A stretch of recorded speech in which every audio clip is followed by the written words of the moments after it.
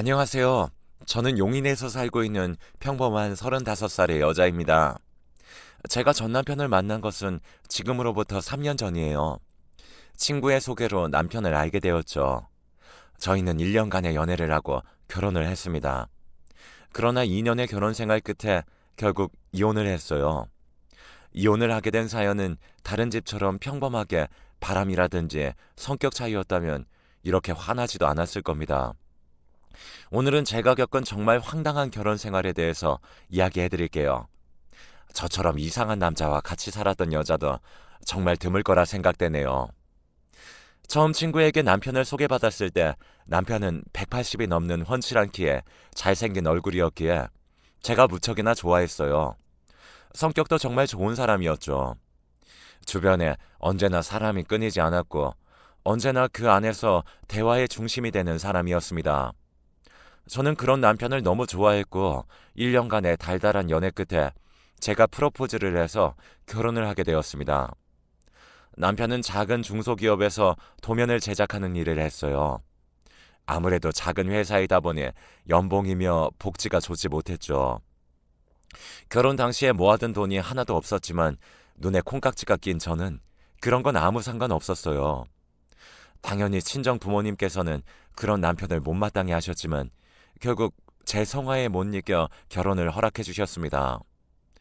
제가 결혼할 때 남편이 워낙 돈이 없으니 집이며 결혼 비용이며 모두 저희 부모님께서 해주셨어요. 제가 다니는 회사가 용인에 있고 남편 회사도 동탄 쪽에 있었기에 용인에 30평대 집도 하나 사주셨어요. 남편이 출퇴근할 때 편하라고 결혼 당시에 차도 한 대 뽑아주셨습니다. 그런데 그 집과 차에서 남편이 한 행동은 정말 배신을 넘어서 인간 같지도 않았네요. 지금도 그 생각을 하니 또 화가 납니다. 하여튼 남편은 친구가 굉장히 많았어요. 중학교 동창, 고등학교 동창, 대학교 동창회, 취미 모임에서 만난 친구들, 그리고 직장 생활 전에 알바하면서 만난 친구들까지 제가 볼 때 100명도 넘는 것 같았습니다. 그중 여자들도 꽤나 많았죠. 이런 제가 처음 결혼을 결심했을 때 주변에 먼저 결혼한 친한 언니들은 제게 걱정 어린 충고들을 많이 해주셨어요. 친구가 많으면 결혼 생활 중 남편이 친구들에게 시간을 할애하는 게 많아지고 가정에 결국 소홀해진다고 했죠. 하지만 그때는 그런 언니들의 말이 귀에 들어오지 않았습니다. 저는 언니들에게 언니, 잘생기면 얼굴값 하는 거고 못생기면 꼴값 하는 거야. 기왕이면 잘생기고 친구 많은 성격 좋은 사람이랑 결혼하는 게 좋지. 라고 했습니다. 그렇게 저는 주변 사람들의 반대 의견에도 불구하고 결혼을 밀어붙였죠. 결혼할 때는 정말 행복했습니다. 무언가 제가 남편과의 연락하던 여자들을 모두 이긴 승리자가 된 기분이었죠. 그렇게 저도 처음에 행복한 결혼 생활을 하였습니다. 하지만 역시 먼저 결혼을 한 사람들의 조언이 맞았어요. 남편은 평일에도 일이 조금만 일찍 끝나면 친구들을 만나 술을 마시고 밤늦게 들어왔고 주말에는 어찌나 그리 모임이 많은지 집에 있는 모습을 보지 못했어요. 인간관계가 좋은 남자가 남편으로는 마냥 좋은 게 아니라는 걸 몸으로 체험하며 깨달았죠. 그렇게 결혼하고 반년쯤 지났을 때였어요. 어느 날 남편이 회사를 그만두고 왔다고 했어요. 평소 회사 생활을 너무 힘들어했고 주는 돈에 비해 퇴근도 너무 늦게 하는 남편이었지만 저와 한마디 상의도 없이 일을 그만둔 남편에게 한 소리를 했죠. 하지만 남편은 제 말은 한 귀로 듣고 한 귀로 흘려버리고 저에게 작은 사업을 해보고 싶다고 했어요. 캠핑 장비를 중고로 사들여서 다시 중고로 팔고 대여도 해주는 사업을 하고 싶다고 했죠. 남편의 친구가 다른 지역에서 비슷한 사업을 하는데 돈을 많이 벌어 집도 사고 건물도 샀다고 하더라고요. 저는 그 당시 남편이 하는 말은 모두 믿어주었고 실제로 괜찮아 보이는 사업이었기에 한번 해보자고 했습니다. 사업에 필요한 자금은 현재 제가 가지고 있는 아파트에서 담보대출을 받아 융통하기로 했어요. 그날 이후 남편은 좋은 가게 자리를 찾으며 시장 조사를 하기 위해 매일 아침 집을 나가고 밤늦게 돌아왔습니다. 한두 달 정도를 그렇게 전국을 돌아다니면서 시장 조사를 하더라고요. 몇 번은 지방 쪽 상권 조사를 위해 2박 3일로 자고 올라온 적도 있었습니다. 저는 그렇게 열심히 하는 남편이 보기 좋았고 그저 남편이 처음 하는 사업이 잘 되기를 간절히 바라면서 회사 생활을 열심히 했어요. 그러던 어느 날 회사 일을 마치고 집에 들어갔는데 모르는 여자가 거실에 남편과 앉아 있었습니다. 남편은 제가 들어오자마자 어리둥절을 하는 저를 안방으로 불러 상황 설명을 해주었어요. 자기야, 많이 놀랐지? 자기야, 내 제일 친한 친구 중에 중학교 동창 고희석 알지? 지금 거실에 있는 제가 희석이 동생 희진이야. 희석 씨 알지? 근데 희석 씨 동생이 왜 우리 집에 있어? 아, 그게 희진이가 이번에 이혼한다고 집을 나와버렸는데 갈 곳이 없다고 해서 희석이가 하도 부탁해서 잠시만 우리 집에서 잠만 재워주기로 했어. 아니, 그럼 희석 씨 집에서 자면 되잖아.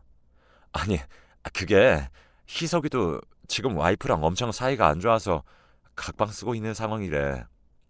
그래서 자기 집에 여동생을 부르기가 좀 그렇다네. 내가 대학교 때 희석이한테 엄청 신세지고 얻어먹었잖아. 이번에 빚진 것 좀 갚는다고 생각하고 자기가 조금만 이해해주라. 어? 미안해. 저는 그렇다고 해도 저희 신혼집에 찾아온 희진 씨가 이해가 되지 않았습니다. 하지만 남편의 간곡한 부탁에 알겠다고 하며 마지못해 승낙하고 며칠만 참기로 했어요. 그렇게 희진 씨와 이상한 동거를 같이 하였죠. 그런데 이 여자가 좀 이상한 사람이더라고요. 제가 퇴근을 하고 돌아오면 집 청소는 물론이고 빨래와 저녁 식사까지 다 차려두고 있었어요. 저는 그런 희진 씨가 불편해서 굳이 이런 거 하지 말고 잠깐 있는 동안 편하게 있으라고 했지만 자기가 좋아서 하는 거라며 제 말을 듣지 않았어요.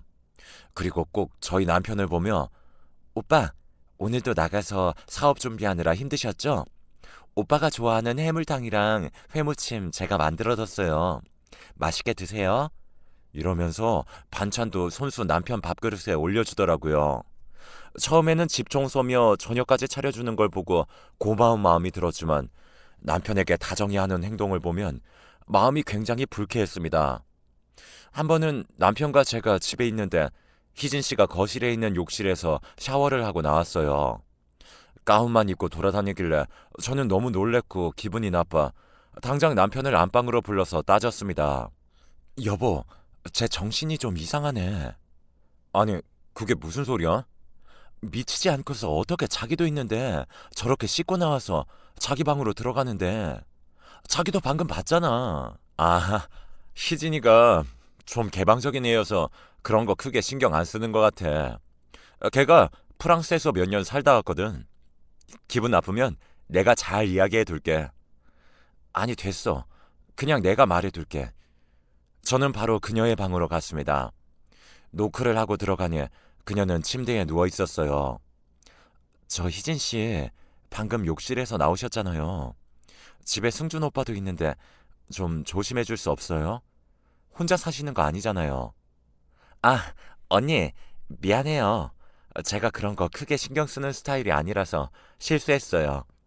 언니, 다음부터 조심할게요. 기분 푸세요. 저는 웃으면서 연신 저에게 미안하다고 하는 희진 씨를 더 이상 뭐라고 할 수 없기에 다음부터 조심해달라는 말만 남기고 그녀의 방을 되돌아 나왔습니다.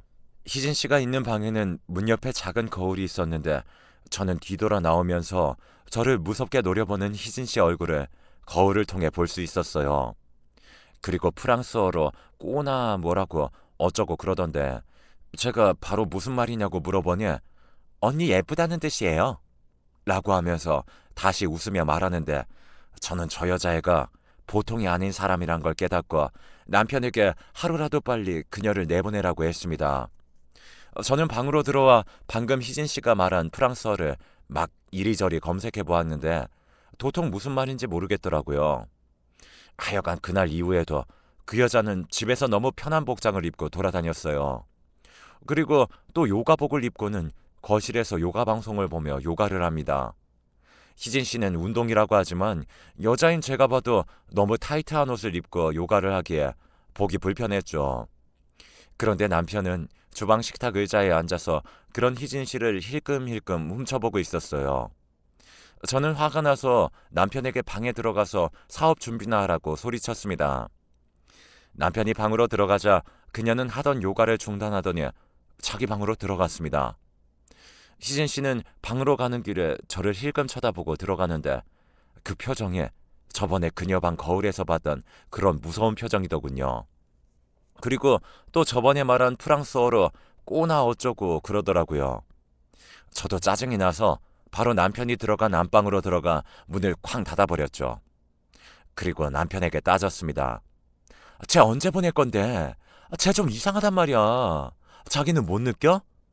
집에서 저렇게 타이트한 옷 입고 있는 사람이 어디 있어? 자기 꼬시려고 저렇게 흘리고 다니는 거잖아. 그냥 신경 쓰지 마. 쟤가 원래 좀 희한해. 그리고 희진이가 날 꼬신다고 내가 넘어가겠니? 우리 지원이가 있는데 멍멍이 헛소리 하지 말고 분명히 나 말했다. 이번 주 안으로 쟤 내보내. 쟤가 자기 없을 때 나 얼마나 무섭게 노려보는 줄 알아? 솔직히 나 쟤 무서워. 정신이 좀 이상한 애 같다니까. 자꾸 나만 보면 프랑스어로 꼬나 어쩌고 중얼거린단 말이야. 그러니까 이번 주다. 이번 주 안에 꼭 내보내. 저는 그렇게 남편에게 화를 내며 그 여자를 내보내려고 통보를 했어요. 그리고 그 일이 있고 며칠이 지나지 않아 정말 신기하게 제가 복권 2등이 당첨되었어요. 저는 평소 취미 삼아 매주 1,000원씩 복권을 사두곤 해요.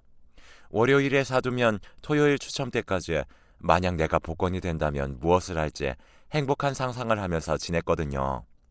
세상에, 그런데 1,000원짜리 한 장 산 복권이 당첨이 되었더라고요. 저는 바로 남편에게 달려가 이 사실을 알려줬어요. 남편은 소리를 지르며 뛸 듯이 기뻐했죠. 저는 그런 남편에게 옆방의 희진 씨가 듣는다며 입단속을 시켰고 2등이라 큰 금액은 아니었지만 7천만 원쯤 되는 돈이었기에 앞으로 이 돈으로 남편 사업을 해보자며 기뻐했어요. 남편도 이제는 돈 걱정하지 않으며 사업을 할 수 있겠다고 뛸 듯이 기뻐했었죠. 그리곤 저에게 당첨된 복권은 자신이 보관하겠다며 저에게 복권을 달라고 했습니다. 저는 그때 복권을 가지고 있지 않아 돈을 찾으면 그때 같이 어떻게 사용할지 생각해보자고만 했어요. 하지만 남편은 계속 어디에 복권을 뒀는지 지금 당장 찾아와서 자기에게 달라고만 했죠. 그런 모습이 조금 이상해 보였지만 그저 복권을 잃어버릴까봐 걱정하는 것으로만 생각했습니다. 저는 그런 남편에게 며칠 뒤 회사에 월차를 내서 당첨금을 수령하러 갈 테니 그때 같이 가자고만 했어요. 사실 그 복권은 인터넷으로 구매한 거라 흔히들 떠올리는 종이 영수증이 없기도 했거든요. 남편은 계속 저를 졸라댔지만 저는 희진 씨가 들을 수도 있으니 이제 그만 말하라고 하고 씻으러 갔습니다. 그리고 그 다음 날이 되어서였어요. 저는 그날도 힘든 몸을 이끌고 퇴근 후 집에 들어갔는데 집에서는 남편과 희진 씨가 술상을 펴고 술을 마시고 있더라고요. 그 둘은 저를 보자마자 저도 어서 술자리에 참여하라고 했죠. 저는 내키지 않는 자리였지만 남편이 저를 잡아 끌었기에 어쩔 수 없이 술자리에 앉았습니다. 희진 씨는 저에게 언니, 오해하게 해서 미안해요. 제가 진짜 오래 프랑스에서 살다가 들어와서 조금 개방적이에요. 저는 아무런 뜻 없이 평소처럼 한 행동들인데 한국에서는 오해를 살 만한 행동이었네요. 미안해요, 언니. 그리고 저 언니 째려본 거 아니에요. 그냥 무표정일 때는 무서운 얼굴이라는 소리 많이 듣기도 해요. 그러니까 화 푸세요. 그리고 저 이번 주 안으로 짐 싸서 나갈게요. 아니에요, 희진 씨. 저도 희진 씨가 정신이 이상한 사람이라고 막말해서 미안해요. 이제 서로 오해 없이 지냈으면 좋겠어요. 말 편하게 하세요. 언니, 제가 한참 어린 동생이잖아요. 그렇게 저희는 밤이 깊어가도록 이야기를 하며 술을 마셨습니다. 남편은 술을 너무 많이 마셔 피곤하다며 먼저 일어나서 안방으로 들어갔고 저도 이제 그만 마시라고 하며 자리를 일어났어요. 그런데 그런 저를 희진 씨가 붙잡았고 조금만 더 같이 마셔달라고 했습니다. 저는 알겠다고 하고 다시 자리에 앉았어요. 그리고 다시 술을 마시는데 희진 씨는 생글거리면서 저에게 말했습니다.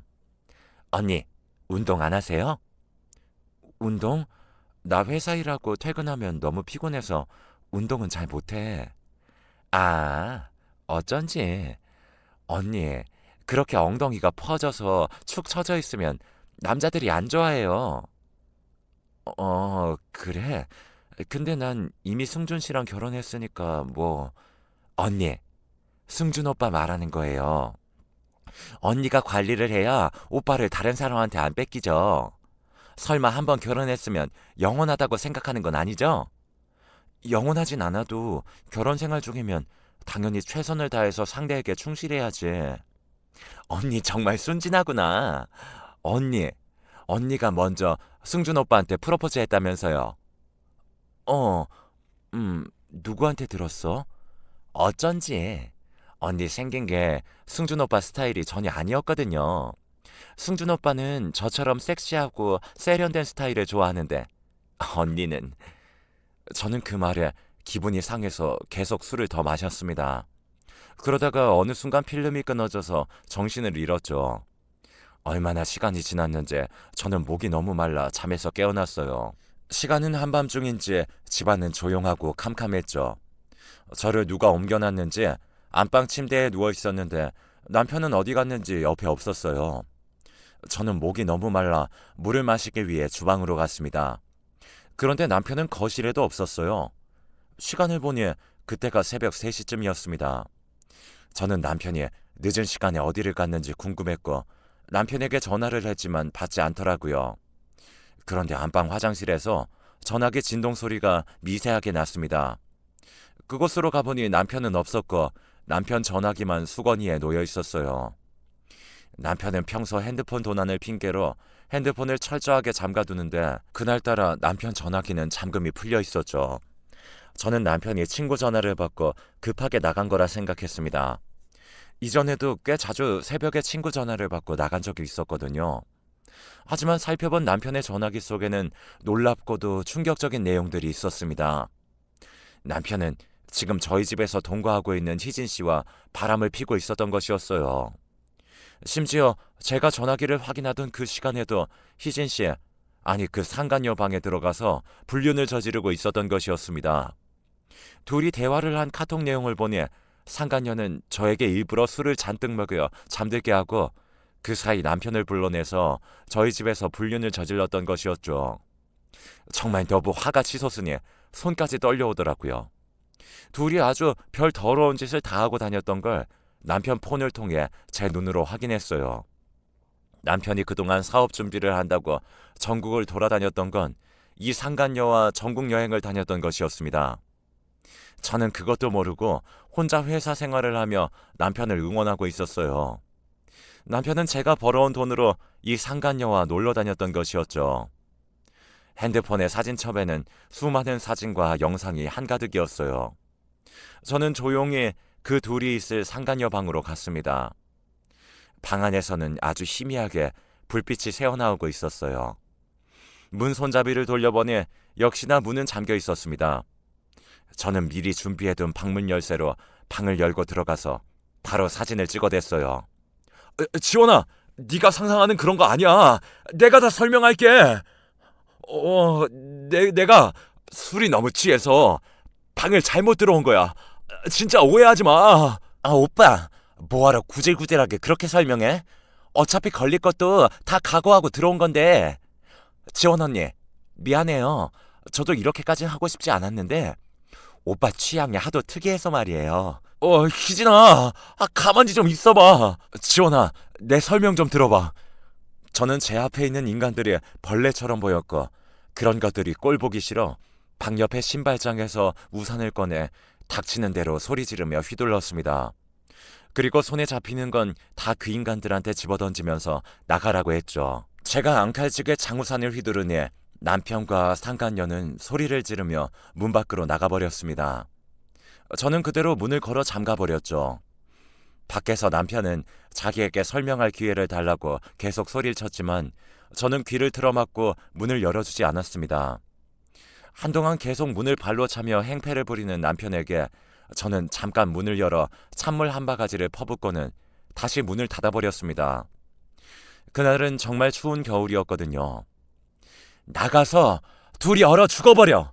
그렇게 문 밖에서 한참을 소리 지르던 남편과 상간녀는 옆집, 아랫집 등에서 소란스러운 소리에 나오자 창피했는지 사라져버렸습니다. 저는 남편을 좋아했던 지난날을 생각하며 거실 바닥에 주저앉아 한참을 울었어요. 그리고 남편이 미처 들고 나가지 못한 남편 폰에서 외도의 증거들을 모두 제 노트북에 옮겨두었습니다. 남편 전화기 속의 동영상과 상간녀와의 카톡 내용을 모두 읽어보니 이 인간들의 행태는 정말 가관이었습니다. 이 인간들은 스릴을 느끼며 불륜을 저지르는 걸 즐기는 인간들이었고, 제가 있는 이 집에서 지들끼리 저 몰래 외도를 하면서 스릴을 즐겼던 것이었죠. 화가 날 대로 난 저는 새벽 시간이었지만 당장 남편의 중학교 동창이자 저의 상간녀의 오빠인 희석 씨에게 전화를 걸었어요. 여보세요? 안녕하세요. 저 아시죠? 저 승준 씨 아내예요. 재수 씨. 무슨 일 있으세요? 이 늦은 시간에. 저 할 말이 있어요. 승준 씨가 저 몰래 바람을 폈거든요. 그리고 저희 집에서 그 상간녀랑 놀다가 지금 저한테 걸려서 쫓겨났어요. 그런데 그 상간녀가 희석 씨 여동생이에요. 아무래도 희석 씨가 상간녀 오빠니 아셔야 할 것 같아서 전화드렸어요. 근데 재수 씨, 제 동생 여고생인데. 그리고 지금 자기 방에서 자고 있는데요. 아, 그래요? 미안해요. 희석 씨, 이 인간이 아무래도 지 상간녀를 희석 오빠 여동생이라고 거짓말했나 봐요. 늦은 시간에 미안해요. 아, 승준이 진짜 정신 나갔네요. 재수 씨, 그놈 절대 용서해주지 말고 꼭 콩밥 먹이세요. 정신 나간 놈이네, 그놈. 전화를 끊고 나니 남편이라는 이 인간이 더 쓰레기처럼 느껴졌어요. 저는 날이 밝는 대로 이혼 전문 변호사를 찾았고 이혼 진행 및 상간녀에게 위자료 소송을 모두 진행했습니다. 그리고 며칠이 지나자 모르는 번호로 전화가 왔어요. 전화를 받아보니 남편의 상간녀 희진 씨였죠.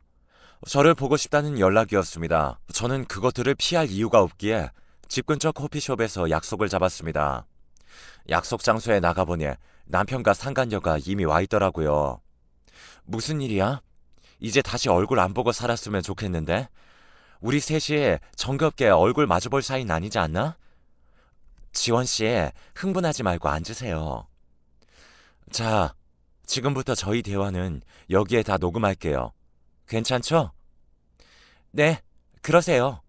그럼 저도 그쪽 대화 녹음할게요. 지원 씨, 얼마 전에 복권 되셨죠?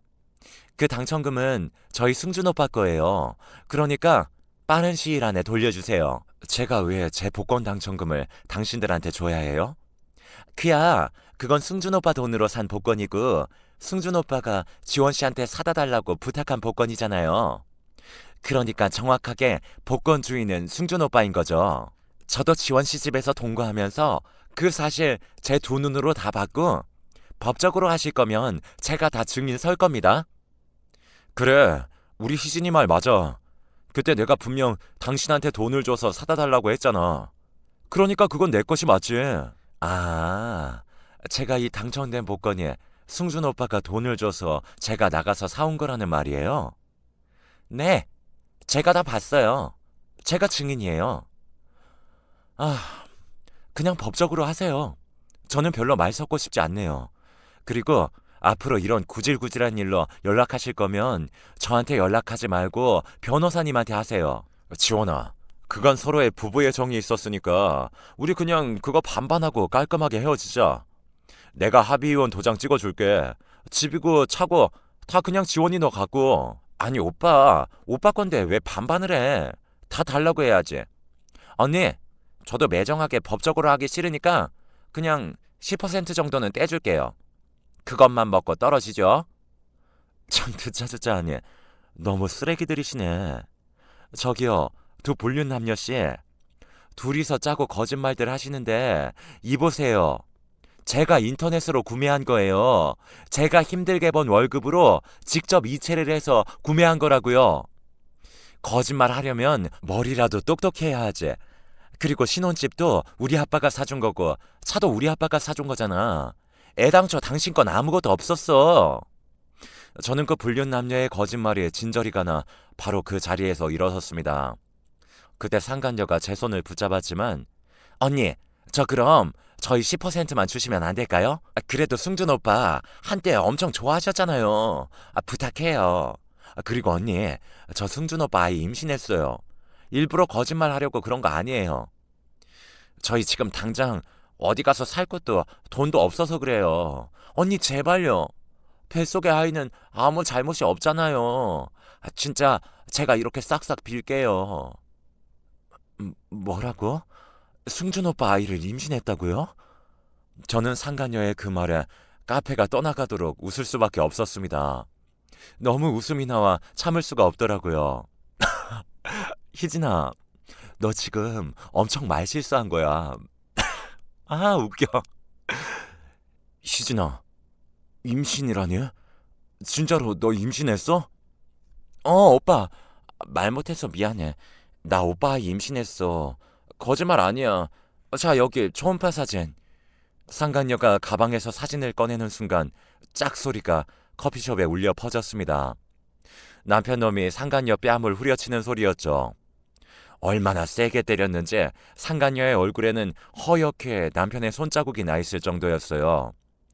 자신이 왜 맞았는지 영문도 모르는 상간녀는 토끼 눈이 되어 남편을 쳐다보았고 남편은 그런 그녀에게 욕설을 퍼붓고 커피를 얼굴에 끼얹었어요.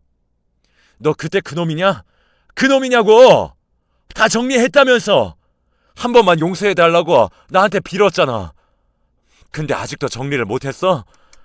너 같은 년을 만나 지원이 버린 내가 병신이지. 너 다시 한번 길에서라도 내 눈에 띄면 그땐 정말 이 세상 사람 아니다. 저 말을 하곤 남편은 커피숍을 나가버렸어요. 저는 너무 놀라 입만 벌리고 있는 상간녀에게 한마디 했죠. 희진아, 너무 놀랐지? 그런데 승준 씨 없는 수박인 건 몰랐었나 봐. 나는 승준 오빠가 무정자증인 거 다 알고도 결혼했던 건데 사랑은 계속 변하는 거라면서 승준 오빠도 지금 변해서 가버렸네. 이를 어째. 희진아, 뭐 어쩔 수 없지. 아이 친아빠한테 가서 한번 매달려봐. 근데 그 남자도 이미 희진이 너에 대한 사랑이 변해버렸으면 어쩌지? 뭐 하여간 힘내. 아참, 희진아, 꼬나. 저는 그동안 그 상간녀가 저에게 했던 프랑스 말을 돌려주었습니다. 나중에 알아봤더니 멍청한 여자라는 뜻이더라고요. 저는 그렇게 상간녀를 두고 카페를 나와버렸습니다. 그리고 2년 정도의 소송 끝에 남편과 이혼을 했고 상간녀에게도 위자료를 받아내었죠. 살다 보니 정말 저런 변태 같은 인간을 남편으로 만나게 될 줄은 꿈에도 몰랐습니다. 나중에 안 사실이었지만 상간녀랑 남편이 만난 것도 이상한 사람들이 모이는 사이트에서 만난 거였더라고요. 정말 더러워서. 그 덕분에 이제는 사람을 볼 때면 외모가 중요한 것이 아니라 그 사람의 내면과 그 사람을 표현하는 행동이 중요하다는 것을 배웠습니다. 겉이 번듯해도 속이 썩어 있다면 그 사람의 행동은 누구보다 추할 수 있는 거겠죠. 사람을 표현하는 것은 그 사람의 얼굴과 말이 아닌 그 사람의 행동이더라고요. 지금까지 제 긴 이야기를 읽어주시고 들어주셔서 감사드려요.